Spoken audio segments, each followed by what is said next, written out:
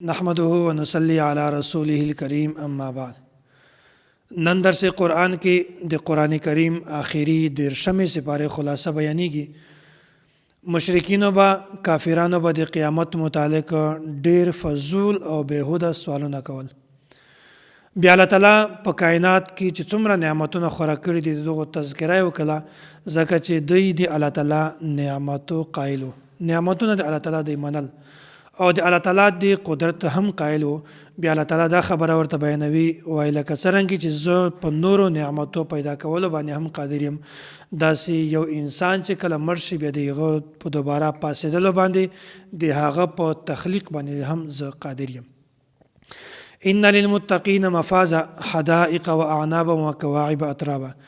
الله تعالی دلته د متقینو انجام بیان کړی دا چې دوی ته په آخرت کې جنت ملاویږي او په جنت کې به ډېر بشمیر نعمتونه وي، باغات به وي، د انګورو باغونه به وي او دوی ته به هم عمر حر هم ملاویږي. نو متقی سړی دا همیشه دپاره کامیاب ده، او کوم کس چې نیک اعمال نه وکړي، غلط او د ګناه اعمال وکړي، دا انسان د همیشه دپاره ناکام ده. یوم یقوم الروح والملائکة صفا لا یتکلمون الا من اذن له الرحمن وقال صوابا. الله تعالی دلته د قیامت منظر بیان کړی ده. قیامت کې به الله تعالی د هیڅ چا سفارش نه قبلوي، او نه د انسانانو سفارش الله تعالی قبلوي او نه د فرشتو سفارش، خو الله تعالی چې چاته اجازت ورکړي، چاته حکم ورکړي، بیا به هغه هم صرف سیخه خبره کوي. او داسې په دنیا کې چې کومو سارو باندې ظلم کړی ده، د قیامت په ورځ به مظلوم سروی راشي، هغه به د ظالم سروي نه بدل واخلي او بیا به الله تعالی د خاورې کې به قیامت چې کله ده انجام کافران ده د قیامت ول انجام وویني، بیا به دوی دا وایي یا لیتنی کنت ترابا، کاش چې مونږ هم خاورې شوي وای. سورة النازعات. هل اتاک حدیث موسی. په دغه آیات کې الله تعالی دا خبره بیانوي، او ما موسی علیه السلام ته نبوت ورکړه. بیا موسی علیه السلام ته وایي فرعون ته ورشه، د سرکشي اختیار کړې ده، ده ته د توحید دعوت ورکړه. خو فرعون د توحید ولا خبره نه منله، بلکې د الټا سرکشي اختیار کړله او دا یو چې زه د تاسې ډېر غټ معبود یم. بیا الله تعالی دلته د قدرت نشانیان بیان کړي دي. الله تعالی اسمان جوړ کړی ده، ځمکې جوړ کړي دي، ورځ او شپه دا الله تعالی ټولې جوړې کړي دي. او بیا دا خبره الله تعالی بیانوي، وایي کافرانو به د قیامت متعلق سوالونه کول، او ای پیغمبره ته ورته وایي چې دغه علم ما ته نشته، دغه علم صرف الله تعالی ته ده. او داسې د قیامت د دنیا چې کوم ژوند ده، د دنیا ورځ او شپه، او داسې د برزخ چې کومه ورځ او شپه ده، دا به د قیامت دا ټوله زندگی چې کومه ده، دا به د قیامت د یوې ورځې یا د یوې شپې برابر وي. یعنی د آخرت یوه ورځ یا یوه شپه به دومره اوږده وي چې هغه یوه ورځ ده، د دنیا ټول ژوند دا بالکل سره برابر وي. سوره عبس. عبس وتولى ان جاءه الاعمى وما يدريك لعله يزكى. یو ورځ نبی علیه السلام د کافرانو د مکې چې کوم سردار وي دغه ته د دعوت ورکاو.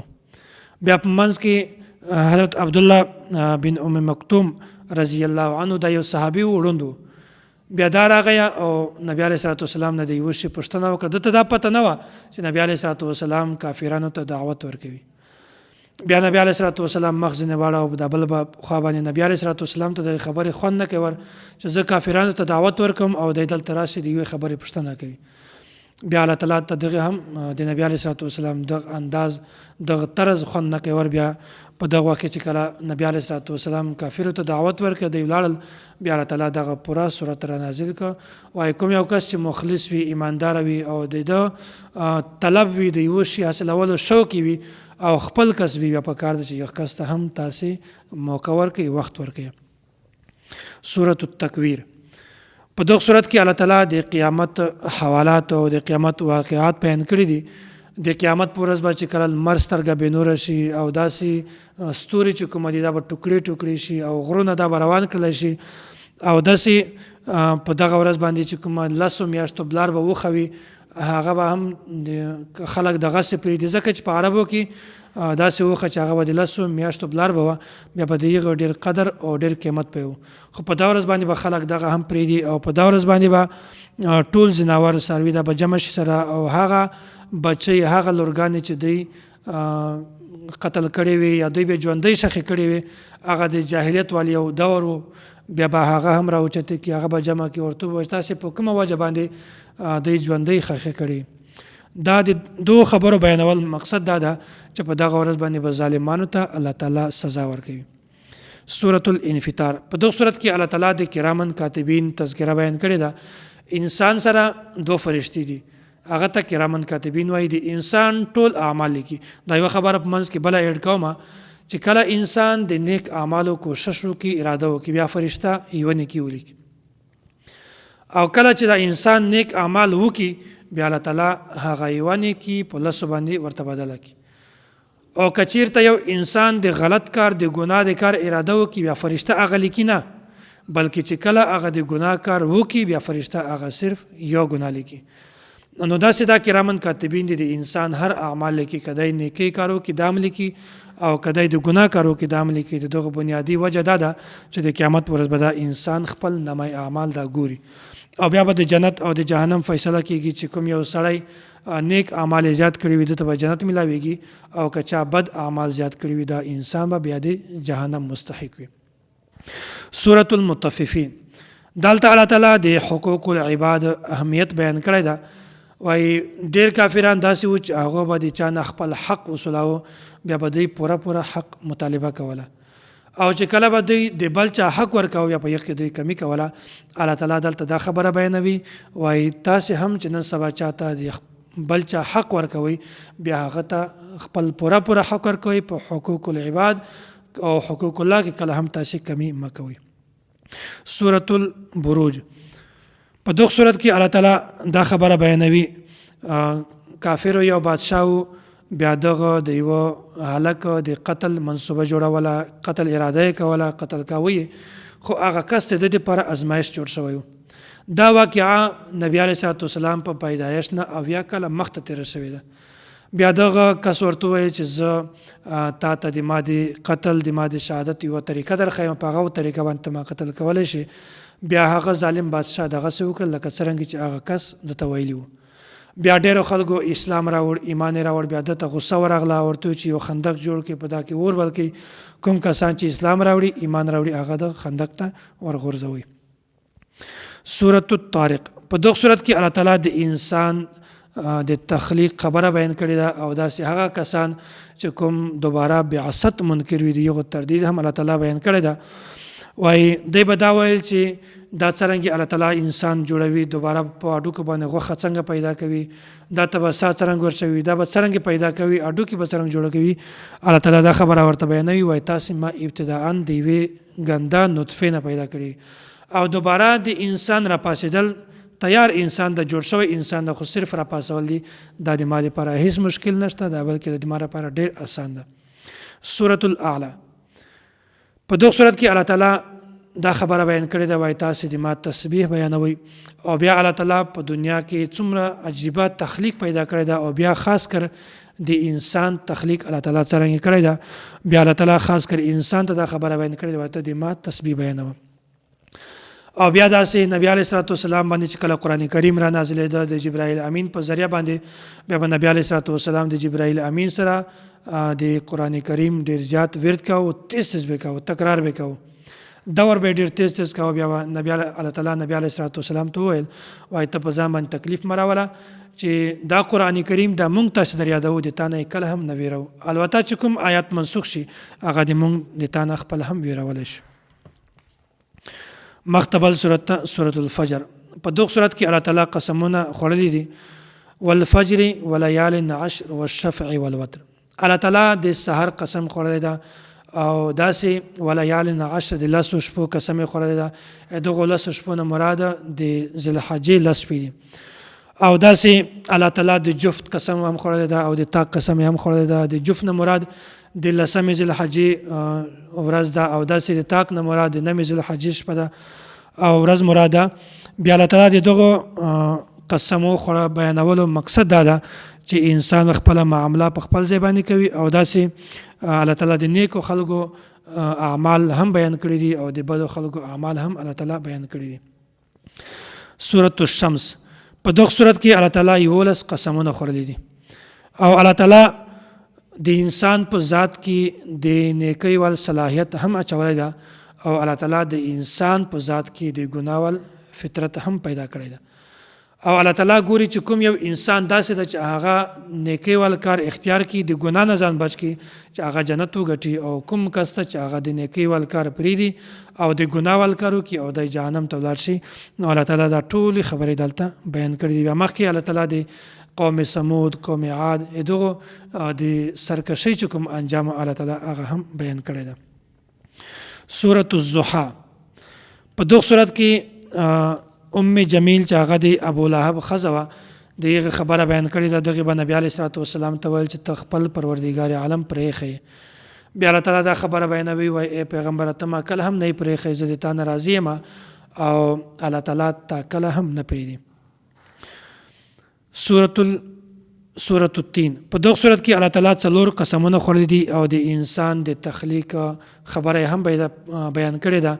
وای انسان مخکله هم پیدا کړی ده، طاقتور مې هم پیدا کړی ده او بیا چې کله انسان بوډا شي د عمر زیات شي بیا د طاقت هم ختم شي او د چې کوم کښلوالی ده دا هم ختم شي. بیا الله تعالی داسې ټول دا خبره بیان کړې ده وکه یو انسان په دنیا کې نیک اعمال کوي په د کوم چې د ژوند ده کوم د ځواني ده د ځواني په دور کې چې کوم دی اعمال کوي بیا چې کله دی بوډا شي د طاقت ختم شي اعمال دی نشي کولای بیا الله تعالی به طور پنشن د اعمال جاری کی چې دی بوډا هم وی کار نشي کولای الله تعالی بیا هم دیتا د یغه ثواب ورکوي. سورۃ العلق دلته الله تعالی د ابو جهل سرکشي او د بدبختی بیان کړی ده. ابو جهل به نبی علیه الصلاۃ والسلام ته په حرم کې د لمانځه اجازت نه ورکاو. نبی علیه الصلاۃ والسلام هدایت ورکاو او نبی علیه الصلاۃ والسلام دلته صرف د تقوا حکم ورکاو خو دوی بیا هم نبی علیه الصلاۃ والسلام ته په حرم کې لمانځه اجازت نه ورکاو. الله تعالی دلته دا خبره بیانوي وای ته دته وایه کچیر دی د خپل خبرې نه باز نشي راوړل ته مونږ ډېر سخت عذاب ورکاو او داسې بیا الله تعالی د خپل محبوب سره د محبت اندازه وګوري وای ای د ما محبوبه ته سجده وکړه او ما ته رانږدې شه. بیا مخکې بل سورت ته سورۃ القدر په دغه سورت کې الله تعالی یو شپې ذکر کړی دا انا انزلناه فی لیلة القدر. الله تعالی ټول قرآن کریم د لوح محفوظ نه د دنیا اسمانو ته د لیلة القدر په شپه باندې را نازل کړی دا او بیا په 23 کالو کې د لیلة القدر نه د نبی علیه الصلاۃ والسلام په زړه باندې د جبرائیل امین په واسطه سره په 23 کالو کې لګ لګ الله تعالی را نازلاو او دا شپه د رمضان مبارک په اخیری لسو تا شپو کې د یوه شپه راځي خو د دغې تعیین نشته چې هغه به 21مه یا 23مه به یا 25مه به بهرحال الله تعالی دا په یوه شپه کې هم دا را نازلولی شي. بل دا سورۃ البینه په دغه صورت کې الله تعالی د یغو خلکو تذکره بیان کړی ده چې کوم خلکو نه الله تعالی راضي ده خاص کر صحابه کرام رضوان الله علیهم اجمعین رضی الله عنهم ورضوا عن. الله تعالی بیانوي وای دوی هم د مان راضي دي او زه هم د دینه راضي یم خوشاله یم. سورۃ العادیات په دغه صورت کې الله تعالی د یغو اسانو تذکره د یو قسمونه خوړلي وای هغه چې کومې تاسو ساتي او په ډیر مشکل وخت کې هم د خپل ځان ته خطر پیش کوي خو د تاسو بیا هم حفاظت کوي. وای انسان څومره ناشکر دی چې هغه د ما خوراک خوري خو بیا هم د ما ناشکری کوي او د بیا هم د پکار د تداسي و چې د ما شکریا ادا کولای چې الله تعالی مونږ پیدا کړی او بیا الله تعالی مونږ لوی کړلو الله تعالی مونږ ته سارا واچوله او بیا دا ټول د مونږ چې نن سبا کارنامې دي دا ټول د الله تعالی د وجې نه مونږ هر شی خورو خو د الله تعالی خورو الله تعالی مونږ ته راکړی ده خو الله تعالی دا خبره بیانوي و انسان بیا هم دومره ناشکره ده چې خوري د ما خدای د ما اطاعت بیا هم نه کوي.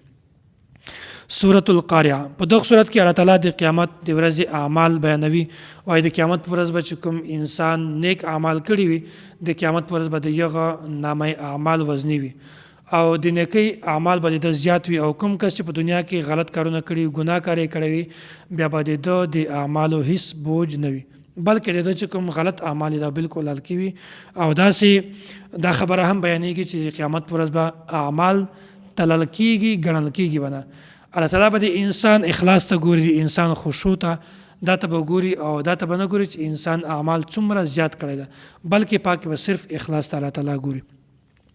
بل صورت ته سورۃ التکاثر. په دغه صورت کې الله تعالی دا خبره بیانوي، وایي کوم نعمتونه چې ما درکړي دي دغه نعمتونه په غفلت کې مه راځه.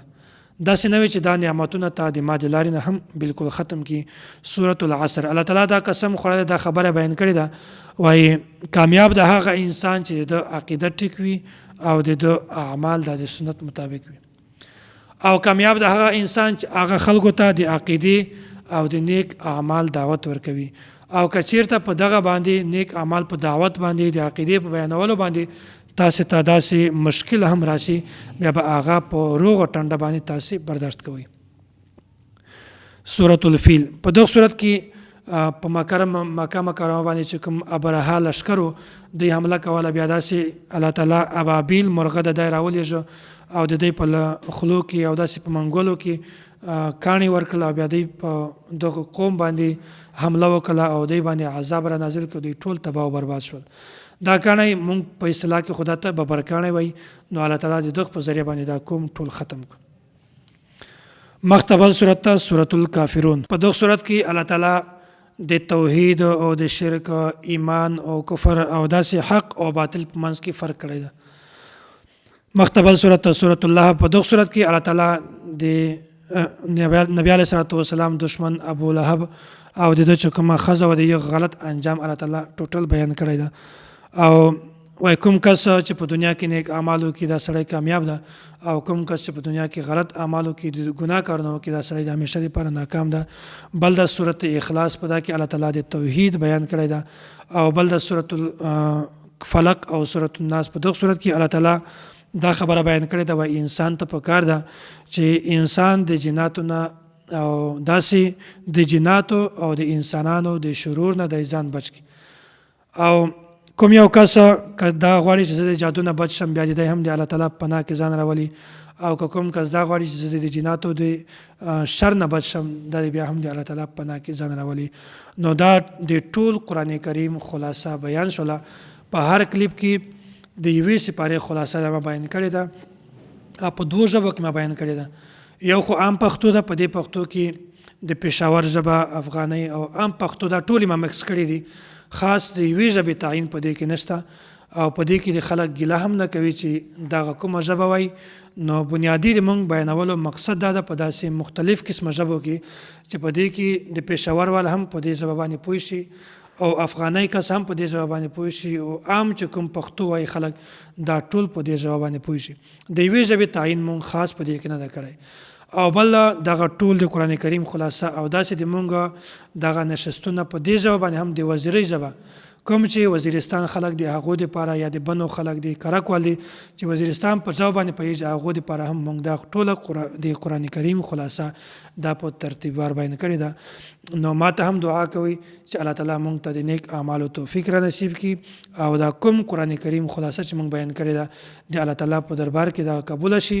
او استاد محترم متکلم اسلام حضرت مولانا محمد الياس ګھمن حفظه الله، د دې لپاره هم دعا کوئ چې الله تعالی د شریرو د شیطانت نه په حفاظت کې وساتي، الله تعالی دته د عافیت او ژوند ور نصیب کړي، او الله تعالی مونږ تاسو ته په دغه ټولو خبرو باندې د عمل کولو توفیق را نصیب کړي.